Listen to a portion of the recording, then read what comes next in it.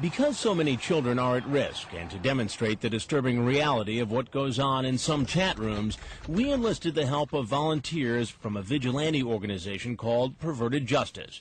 Volunteers of this controversial group are experts at pretending to be children online in order to catch and expose potential predators. And in most states, soliciting a minor for sex is still a crime, even if it turns out the minor is really an adult posing as a child. He had to stop at the bank first. While some in law enforcement strongly oppose any civilian group conducting sting operations, Perverted Justice volunteers say they are often able to provide authorities, from local police to the FBI, evidence to build cases and get convictions.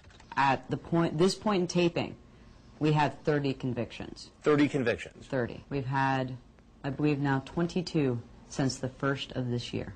So we're averaging well over 2 a month. So how do Perverted Justice operatives find potential sexual predators? First, they go into chat rooms, usually through AOL or Yahoo, and set up a profile of a 12, 13, or 14-year-old.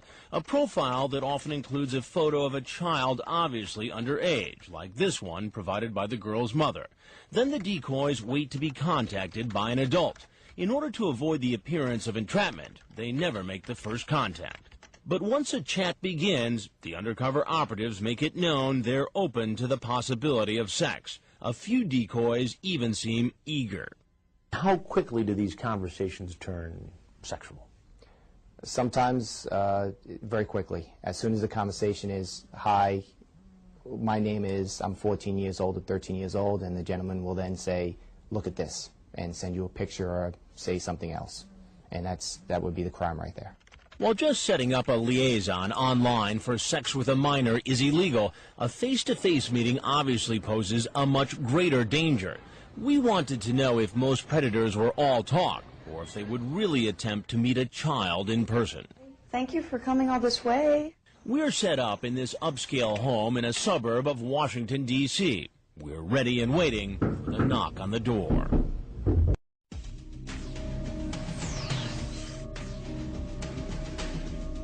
This lovely home in Virginia, just outside of Washington, D.C., has become the secret meeting place for potential internet sex predators.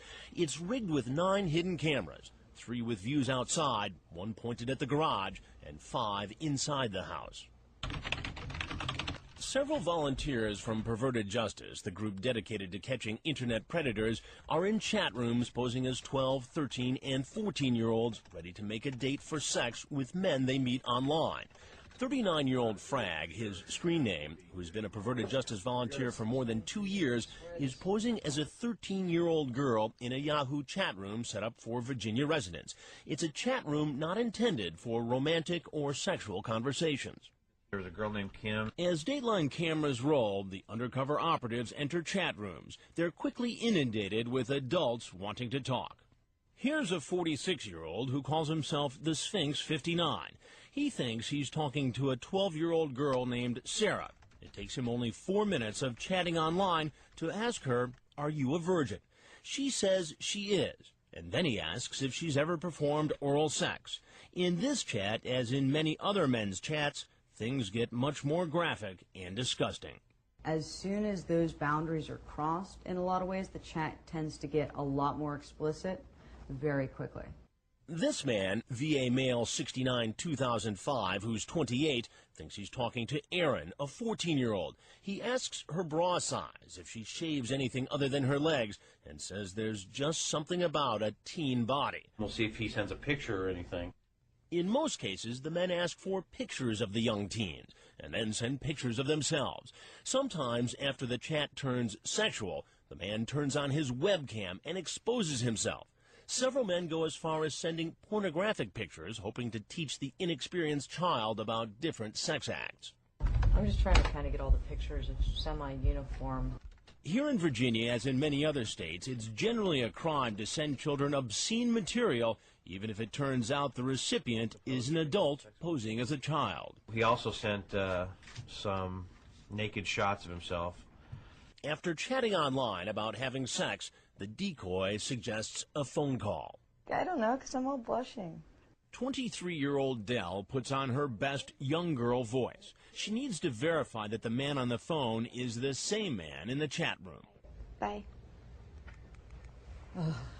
The worst thing about doing verification calls is you have to smile while you're doing them so it sounds like it in your voice, even if you don't mean it at all. She can also play the part of a young boy. Oh my God. I was like, what? Once a predator has made it clear he wants sex with a minor and makes a date for the liaison, the crime has already been committed. He doesn't even have to show up. But will he? Hello? Knock, knock. The answer is yes. But this man, once he sees me and not a teen, realizes he's made a big mistake and runs for the door. Hey, how are you? Let's come on. Whoa, whoa, whoa. Hey, you're not going to want to do that, I don't think. Here's another guy who doesn't stay long. Hey, how are you? Good, how about yourself? Good. Why don't you have a seat right over here? No, thank you. I'd like to ask you some questions. He makes a beeline out to the garage, barely touches the stairs, and with his arms flailing, runs down the driveway and down the street. Clearly, this man knows he's done something wrong. So does this guy. I'm sorry, see, this is all myself. No, I want to talk to you for a minute. I'm sorry. No, I want to talk to you. No, I'm sorry. He also makes a run for it, but he didn't come in a car, so he keeps running and running, presumably back to a bus station, trying desperately to hide his face. It may look funny, but what these men had in mind based on their internet chats was anything but. Most of the online conversations were so explicit, we can't even begin to show you. Yeah, come on in and sit at the counter. I've got some water and some chips there for you if you want them. Remember the Sphinx 59? He thinks the girl in the house is a 12-year-old virgin, home alone, and willing to perform oral sex. But like many other men you'll meet, he's in for a big surprise when I walk out. Some think I'm the child's father. Others apparently believe I'm with law enforcement. One thing's certain, none of them knows our hidden cameras are recording their every move, and they'll be appearing on Dateline. How's it going? Sir. Good. Why don't you have a seat? Thank you, sir. Nice seeing you. What you doing here? His name is Aladdin. He lied online about his age, saying he was 35. He's really 46. And instead of admitting he came here for a date with a 12-year-old girl, he says he's here to look at real estate. Yeah, I know that the house is for sale. Oh, that this house is for sale? Yes. I heard about it. A friend of mine is. Aladdin goes on to say that his friend found our house for sale on the internet, and he just came to check it out for him. Later, he decides to come clean. Why did you really come here? To see what's her name, Sarah. Sarah. Yes. And you were talking with Sarah online? Yes. So all that other stuff in the house and all that, that was all a big fat lie? Yes. Okay. Do you know how old Sarah is? No. He tries to convince me that the girl, Sarah, is 18, even though his own words tell a different story. You say you're 35, male, and you say where you're from. She says she's 12. You say, oh, you're real young. You like older men? Depends, I guess. You ask her about her former boyfriends. Did she ever give them oral sex? She says yes. She tells you here that she's 12 years old. What is that number right there? What does that say? 12. 12. Yeah. So that 18 thing was a lie as well. I guess. Then Aladdin apparently begins to feel faint What are you doing? and lies down on the kitchen floor. Are you okay? Yes. Yes. Do you want your water? A little bit. No, I'm fine. Our background research reveals that Aladdin is a waiter at a Holiday Inn. He says he's an immigrant from Egypt who became a U.S. citizen 2 years ago. Why is it appropriate to come to a home where a 12-year-old girl... He said we can meet. You can come over to my place. You can spend time together. But does that make it right for you to do it? No, I feel guilty or I feel bad about it. You'll hear more from Aladdin a little bit later. First, there are more men headed to our house. Meet VA Male 69 2005. He's the one who said there's just something about a teen body. He's 28 and thinks he's talking to a 14-year-old. He's actually chatting with this 23-year-old from Perverted Justice. He was by far the worst guy I've ever talked to. Dozens and dozens of cases Yes. you've worked on. What separated him from the run-of-the-mill computer predator? Bestiality, one word. He chatted online for more than a week with our decoy and slowly introduced more and more depraved sexual requests. He even says he wants to involve a dog. As soon as the guy said, hey, maybe I'd want to do this, and he wasn't immediately slapped down, it's testing the waters. Was this all talk, or would this man actually walk into our kitchen? That's him coming in the door. How you doing? How you doing? Why don't you have a seat right around that stool, please? What's happening? Not much. What are you here for? Just come to talk to him. Coming to talk to who? That's it. Why are you so nervous? I just get nervous. I was coming to talk to Erin. How old is Erin? She didn't tell me. Try again. I saw 14. So you thought it was okay to come here to see a 14-year-old girl? No, I didn't. And you say, would you ever try anal? Ouch, that's like it could hurt. Not if done right. You have to be very gentle with that. Quite a Romeo. I'm a lonely guy. What can I say? He's more than just a lonely guy. We did a background check on VA mail, and it turns out his real name is Joe Wunderler, an Army sergeant stationed at Fort Belvoir at the Intelligence and Security Command. I've never done anything. I'm trying to get help with it. What are you doing to get help? Seeing a psychiatrist right now. Well, it doesn't look like it's working too well based upon all this. I just started talking to him. I mean, this gets pretty freaky here. You talk about sex acts with a dog. It's one of the reasons why I'm trying to get help, because I've gotten into fetishes that I know aren't right. I guess you're going to tell me next that this is the very first time you've done something like this. Actually, it is. I'm serious. True or not, remember, this guy tried to entice a young teen into depraved sex acts. It only takes one encounter to harm a child forever. We set aside 3 days to see how many men would actually show up at our undercover house. To keep track of our appointments, we set up a bulletin board. It didn't take long to fill up our calendar. Total today? 1, 2, 3, 4, 5, 6, 7, 8, 9, 10 so far. Some came bearing gifts like beer, condoms, and a pornographic tape. One man brought shoes and dinner, just what the decoy ordered. You may not think that's significant, but Lieutenant Jake Jacoby, who runs a child services unit here in Virginia, says during undercover stings, it can help get convictions. At times when they show up, we like to have them either bring us something or do something so we can show that they're doing specifically what we asked them to do. Shows intent. It helps, yes. The men who show up at this house looking for a liaison with a child come from very different backgrounds, and as our investigation unfolds, you might be surprised at just how diverse our group gets. Some hold very prominent positions, more prominent than you'd ever imagine. What do you do for a living? From stalking the chat rooms to knocking on the door, Dateline's hidden cameras have caught a string of men in the act, showing up for a date with a minor they thought was home alone. But you might be surprised at the men arriving next. Again, we want to remind you that some of what you're about to see is sexually explicit. Here's Chris Hansen. During our investigation, there's a parade of men walking up the driveway, through the garage, and into the house. 19 men in 3 days. In almost every case, the man engaged in sexually explicit internet conversations with a person posing as a young teen. And as you'll hear later, most of them said they'd never done it before and would never actually have sex with a minor. Did you bring beer? No, I think we stopped to get some on the way. And perhaps more shocking than the number of men is who they are. Our background checks uncover men leading double lives, men you would never suspect involved in this potentially illegal activity. This man letting himself into our house makes his living working with children. He's a special education teacher. Dell is now posing as a boy the man's expecting to meet. Just sit at the kitchen counter for a minute. Where are you? Oh, okay. I need to get my new shorts on. Okay. The teacher, Stephen Benoff, believes he's been chatting online about sex with a boy named Brandon who says he's 13. And how old do you think the teacher is? He's 54 and married. When I confront him, at first he says he thought Brandon was an adult. Well, you said he was 23. What's the problem? I have the transcript. That's what the problem is. Brandon said he was 13. 13? 13. And the teacher knows this because Brandon told him online he was 13.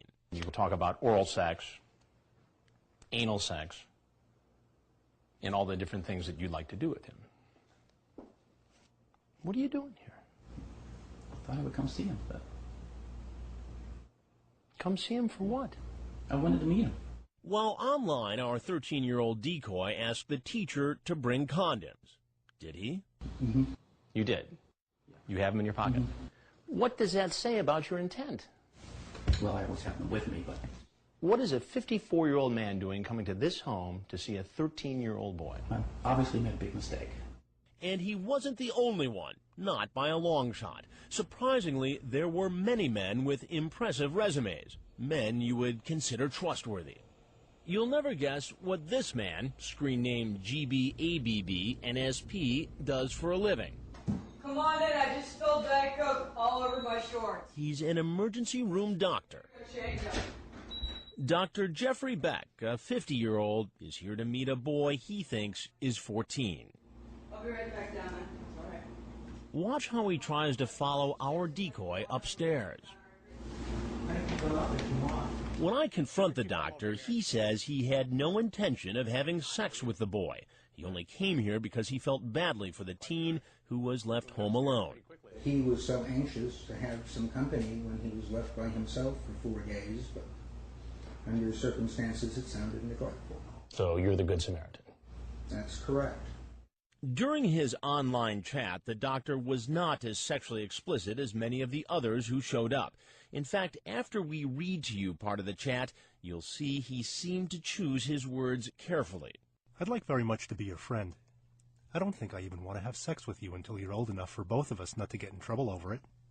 Lots more to friendship than sex for sure. I would not tell. I'd done it before. Once we know each other well, whatever happens, happens, but I won't meet you for sex. But he does suggest getting physical. After talking about covering the teen with hugs and kisses, the 50-year-old says to the decoy who he thinks is 14, "I want to cuddle you and make you feel safe and loved and cared about."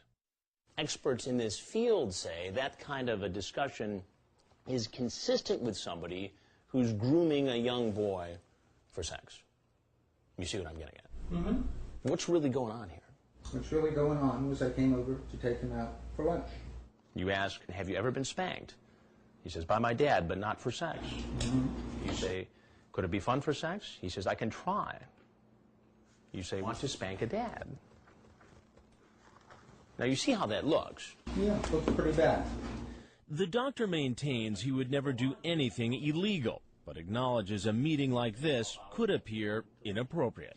Now, if you had a teenage son who was home alone, would you be comfortable with a 50-some-year-old man coming into the house for a visit? I suppose it would depend on the 50-year-old man, but in general, no, I wouldn't.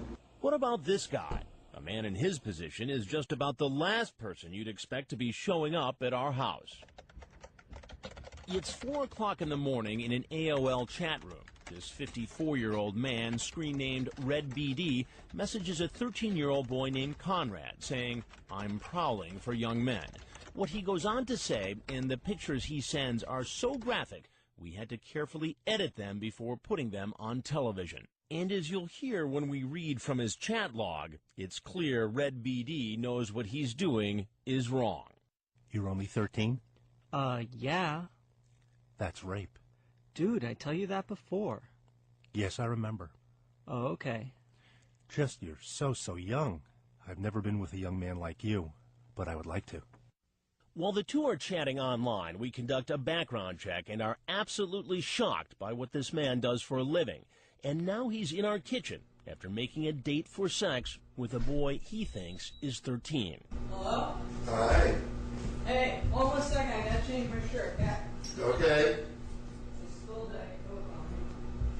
I gotta ask, you still gonna be up for tonight? We'll see. So how can I help you?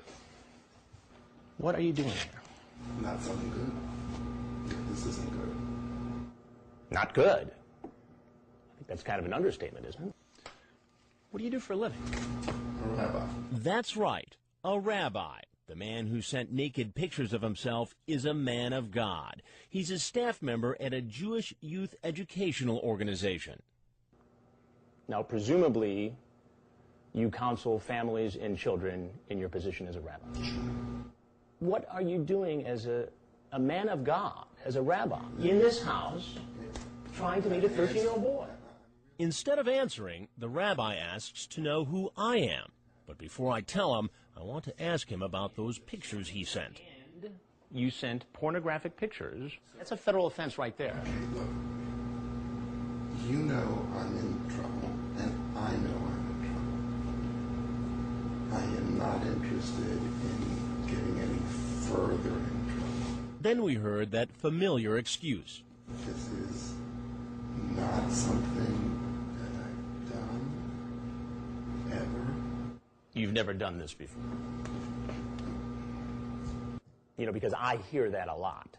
You'll hear more from the rabbi later. Others are on the way. Here comes Special Guy 29. Earlier online, he told our decoy, who was posing as a 14-year-old boy, that he's an 11th grade English teacher.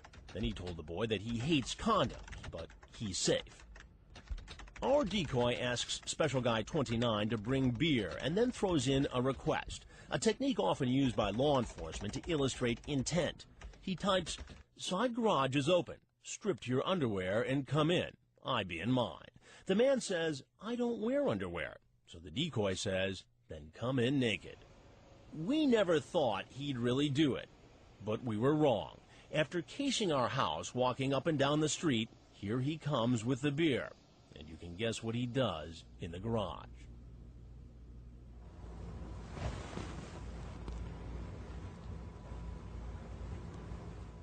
Could you explain yourself?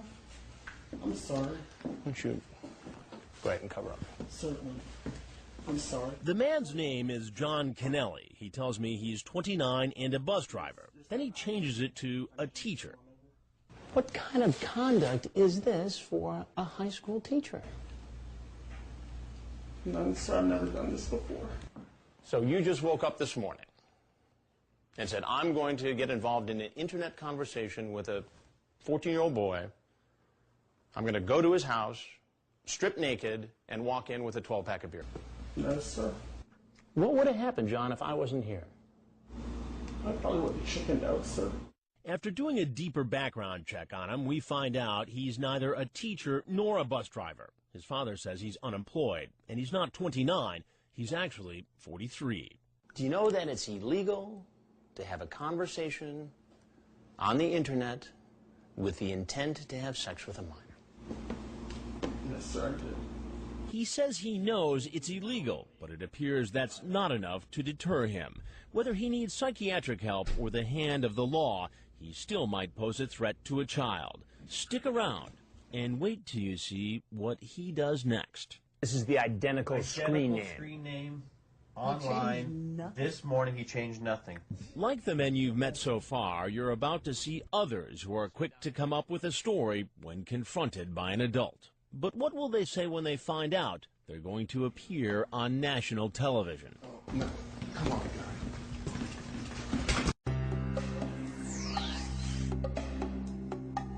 Men from all over Virginia, Maryland, and Washington, D.C. arrived at this house after chatting about sex, thinking they were meeting a 12, 13, or 14-year-old who was home alone. 19 men in 3 days, from the down and out to pillars of the community. I teach school. What classes do you teach? Special education. As the men approached our undercover house, hidden cameras rolled and kept rolling as I startled them and started asking questions. Just about every one of them gave me the same story. So this is the first time? Mm-hmm. You know, I hear a lot of that. Yeah, well, it's true. I've never visited a teenage boy before in my life. First time in my life. Has this happened to me? First time? Yes, sir. Sir, I've never done this before. And some came up with more creative excuses. She said she was 13, that's why I was concerned she was going to be by herself. So I just stop and talk to her. So you're just being a good Samaritan? Yeah. Because there was a 13-year-old girl By herself. home alone? Yeah. Right. And so out of the goodness of your heart, you were going to stop by? Yeah, it could be anybody. And babysitter, is that the deal? Well, sort of, I guess. You can order some pizza and maybe watch a movie or something. This guy named Jonas says it's all a case of mistaken identity. Smoke me. I assure you. So let me get this straight. So there's another guy whose name is Jonas.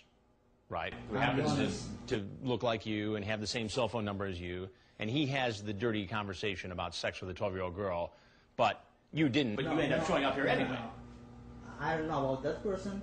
Just about every man who walked into our house said he really wasn't planning on having sex with a minor, but we'll never know what would have happened had we not been there. Still, none of what we heard surprises Lieutenant Jacoby of the Fairfax County Police Department here in Virginia. He says he's heard it all before. I've never done this before. We've heard that one. That's usually probably not true. I'm here to protect them. That's probably one of the biggest ones that we get also. I didn't think I was actually talking to a minor. Again, that's something that we've heard quite often from people. How often do you suppose we're being lied to when we hear those excuses? Usually about 100% of the time. So why would a man with so much to lose risk everything to meet a child for sex? Dr. David Marcus, a clinical psychologist who treats men with sexual compulsions, says it's a powerful addiction. They don't know what's driving them. All they know is they're being driven and they can't stop. And to risk themselves so greatly clearly shows how powerful a ride that is. Listen, I have had a problem with an internet addiction talking with the females. Most guys don't go on the internet and say, you know, I'm going to decide to ruin my life today. Most guys go on and say, I need something to make myself feel better. And they're not conscious of what they're doing. And Dr. Marcus says there are different reasons men choose to meet children for sex. Some, and this may be a minority, have a primary attraction to that age group. Others are more looking for a situation where they could feel powerful, where they can, again, explore parts of themselves, try to do things in a situation where there is a power differential. Whatever power they thought they had, it's lost as soon as they see me. And now they're about to learn I'm not a parent or the police. First, the rabbi. Could you please tell me who you are? I'm more than happy to tell you who I am. I am Chris Hansen with Dateline NBC, and we're doing a story on computer predators. No, come on, guy. You don't want to touch anybody. You don't want it. You've got to stop this. Sit down. Sit down. You don't have any rights. You're free to leave anytime. Now they knew this was all being taped for the record and for broadcast on Dateline. The doctor. But if there's anything else you want to say. Nothing. The teacher. And if there's anything else you'd like to say, we'd like to hear it. And the man who stood naked in our kitchen. Thank you. I don't have anything else to say. So what happens now? As they always do with law enforcement, Frag and Dell, the volunteers from Perverted Justice, have turned over all of their online evidence, from the pornographic photos to the online chats, to Lieutenant Jacoby and his child sex crimes unit at the Fairfax County Police Department. We are actively looking at some of these cases. Lieutenant Jacoby says it'll be a while before we know if criminal charges will be pursued. His department did notify school officials about the teacher, and Benoff was fired. Since some of the men were in the Army and Navy, Dell contacted the military, and Dateline was told that those men are under investigation. Perverted Justice intends to put the men's pictures and entire chat logs, including their phone numbers, on pervertedjustice.com. We let the citizens, we have over 20,000 members now in our forums, do their work, which whatever they want to do, a lot of them will contact whoever's associated with that person. Usually that means the man's employer, relatives, and neighbors. Members will direct them to the chat logs and other evidence on Perverted Justice's website, hoping to keep men like these from harming children. You might think being caught on tape would be enough to deter these men from ever entering a chat room again. Maybe not. Wait till you see what Special Guy 29 is up to next.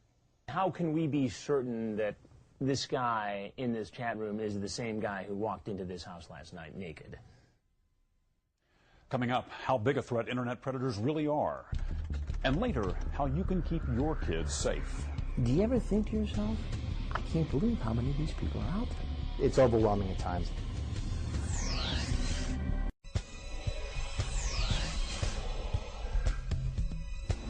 I don't have anything else to say. Take the towel to the rock. You might think that this 43-year-old man who walked into our house naked, ready to meet a 14-year-old boy for sex, would be so humiliated after being caught literally with his pants down that he'd never try it again. Yet we find him right back online, in a chat room, the very next day. How can we be certain that this guy in this chat room is the same guy who walked into this house last night naked? It's the same screen name. Same identical screen name. He got busted on Special Guy 29. He's changed nothing. He's spotted by a perverted justice volunteer who's posing as a 13-year-old boy. He just checked the kid's pic. Even these perverted justice veterans find what's happening hard to believe. If he keeps talking, then that's just going to be beyond comprehension. Yet he does keep talking. And again, the chat quickly turns sexual. And believe it or not, again, he agrees to yet another date for sex. Our decoy asks if he wants to meet at McDonald's. What do you suppose the odds are that a guy like that would agree to another meeting? I would have said 0 last night after watching what happened. Well, Special Guy 29 defies the odds and agrees to meet. But first, he confirms the meeting is not about food. We really wanted to make sure it was about sex. Sure enough, here he comes headed towards the McDonald's. I have been in television for 24 years. I just came to get something to eat. And I have very seldom been at a loss for words. Sir, I just came to get But something I to don't eat. even know what to ask you first. I just came to get something to eat. He later changes his story.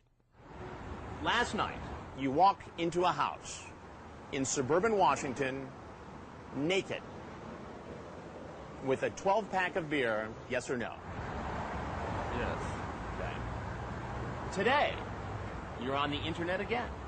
You have an inappropriate conversation with a boy you think is 13, and you set up a meeting here at this fast food restaurant.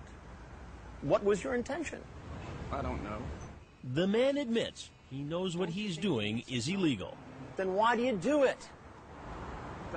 I need help, and that's what I'm seeing a psychiatrist for. As incredible as this looks, that a man would do this twice in 2 days, Lieutenant Jacoby isn't all that surprised.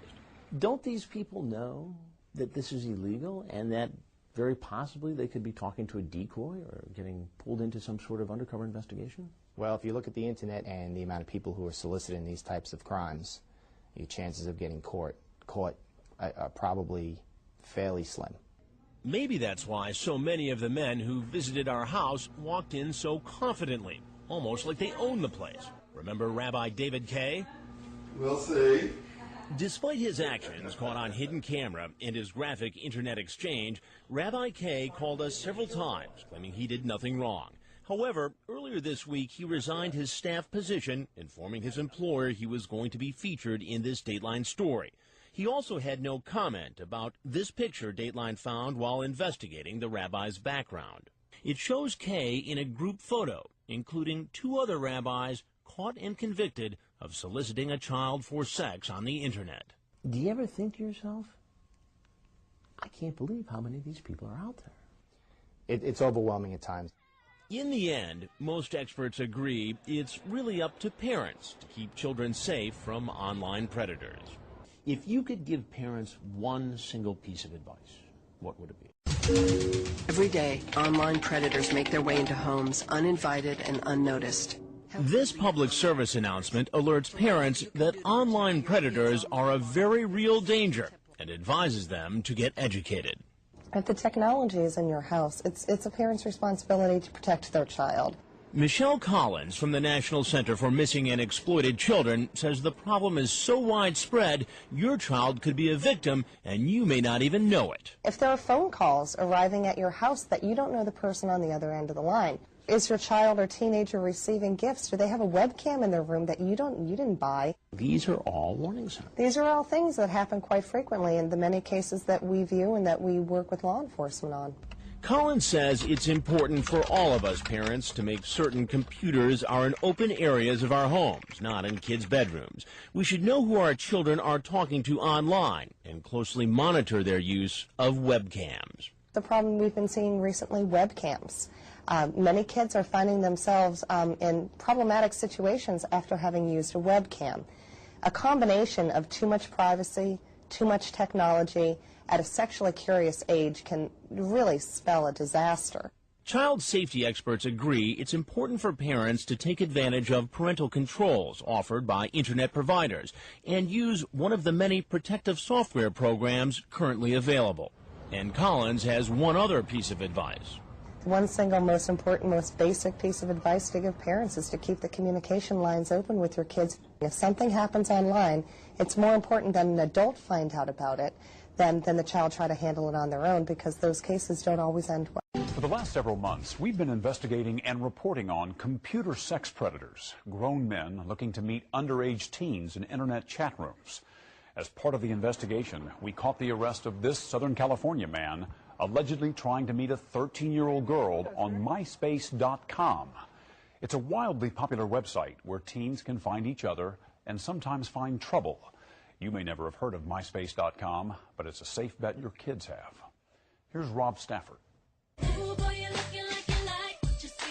They're called social networking sites, sort of a cyber combination of a yearbook, personal diary, and social club. The biggest is MySpace.com. With more than 50 million members, it's one of the fastest growing websites in the country. Everyone has a MySpace and everyone wants a MySpace. It's free, easy to join, and easy to message its members. Kids chat about everything from school to sports to fundraisers for Katrina victims. It all seems like innocent fun, and it can be. But many parents and teens are unaware there are hidden dangers. I honestly just thought it was my friends looking at it. Which is why Shannon Sullivan disclosed so much on her space. I put my name. Did you put your address? Put my address. Where you go to school? Yes. So everything about how to find Shannon was on that site? Everything. Were you worried about doing that? I didn't think twice about it. Shannon did think twice about something else. The rules on MySpace say you're supposed to be at least 14. How old did you say you were? I think it was 18. You think it was 18? I was 13 at the time. 13? Yeah. I was just very upset. Somebody looking for a kid could find a kid very easily. I get a report emailed to me every day that tells me what website she visited. Shannon's mother, Margaret, happens to run the computer system at a private grammar school. She has parental controls on her home computer, and several months ago, MySpace popped up. Ever heard of it? No. She was stunned by what Shannon revealed and found the sites of other kids far more revealing. I found all kinds of pictures of kids in revealing positions, pictures of kids scantily dressed. It's a cyber secret teenagers keep from tech-challenged parents, not as savvy as Margaret. A world where the kids next door can play any role they want, but may not realize everyone with internet access, including sexual predators, can see the pictures and personal information they post. When Dateline surfed MySpace, we found scenes of binge drinking, apparent drug use, teen and other members simulating sex, and in some cases, even having it. We also found less provocative pages like Shannon's was, but potentially even more dangerous. Teens listed not only their names and addresses, but even cell phone numbers and their after-school schedules. One-stop shopping for sexual predators, and they can shop by catalog. Internet lawyer Perry Aftab started the website wiredsafety.org, and her safety tips appear on MySpace.com. Do parents have any idea what some kids are posting on these sites? Parents are clueless. They're caught like deer in the headlights. Aftab educates parents and kids about the dangers lurking on the web. Pedophiles are using all of the social networking sites and every other anonymous internet technology to find kids, and social networking sites are where kids are. Aftab says even kids who don't list their name and address can provide enough personal information, such as the kinds of bands and boys they love, for pedophiles to use to con their way into their lives. If someone knows you like pina coladas and walks in the rain, it's very easy online to be exactly what it is you're looking for, to be your soulmate. Who happens to be a 40-year-old predator? Absolutely. The teens just don't get it. To them, they're talking to a computer monitor. They're playing in an area where they don't recognize the consequences. In the last month, authorities have charged at least 3 men with sexually assaulting teenagers they found through MySpace.com. And just this week, police found a missing 15-year-old girl who who investigators say was sexually assaulted by a 26-year-old man she met through the site. MySpace members are now warning each other about the danger of sharing information online. Aftab says parents need to find out what their kids are sharing. Say to your kids, I'd like to see your profile page tomorrow. It's important that you give them a day to clean up their page. That'll be the last time you give them warning. Then Aftab says, look at their site. Are the pictures provocative? Their profiles too detailed? Who are they talking to? And perhaps most important, have they kept their profiles private, protected by a password to keep strangers out? MySpace would not agree to an on-camera interview, but did tell Dateline via email that it prohibits posting personal information and has a team that searches for and removes both underage users and offensive material. MySpace said it does not pre-screen the content of its more than 50 million members, but encourages all of them to exercise caution. This is what I'm happy about, that most of them are on private now. Shannon Sullivan's safety lesson came from her mom, who grounded her from the internet for 2 weeks. And 6 months ago, you had no idea this was a danger. 6 months ago, I thought it was just another place I can go on the computer. And you were 18 back then. This is inappropriate. Ma, that is the funniest thing I've ever seen. It is. It's funny, but inappropriate. Ma. Her mother, Margaret, did something Aftab says too many parents are afraid to do. Take control of their child's computer. They're afraid of their kids. They somehow think because technology is involved, they're no longer the parent. Get real. You're the parent. If you don't like it, unplug the computer. They don't follow your rules. No internet at all. If you're not the parent and if you're not going to step in, no website on earth is going to be able to help your child be safe. For more tips on internet safety, including an online safety contract for kids and parents, log on to our website. The address is dateline.msnbc.com.